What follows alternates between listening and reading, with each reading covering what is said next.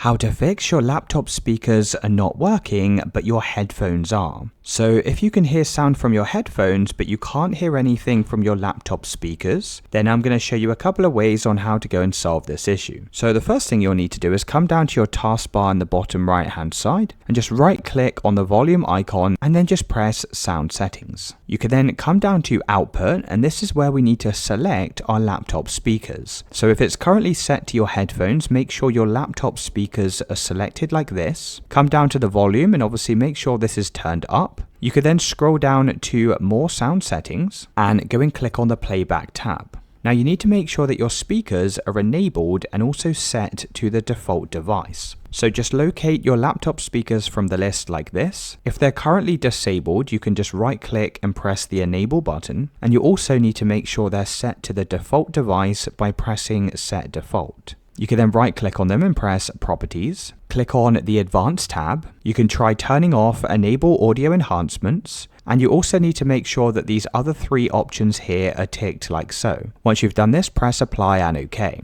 Now, if it's still not working, open up your start menu again, search for device manager and click on this window. Now click on the drop down arrow next to sound, video and game controllers. And you need to go and locate your audio device. So mine's this Realtek audio driver here. And we're going to right click on this and press update driver. You can then press browse my computer for drivers. Click on let me pick from a list of available drivers. Select the Realtek high definition audio and press next. Once you've gone through these steps, you can restart your computer and you can check to see now if your laptop speakers are working. If you still can't hear any sound, then come back over to the device manager and we're going to right click on the Realtek audio again and press uninstall device. You can then press uninstall. Once they've been uninstalled, you'll then need to go and restart your computer one final time. Once your computer's restarted, it should automatically reinstall the Realtek audio drivers, and you can check to see if your sound is now working. If you're still having an issue, the final solution is to open up your start menu.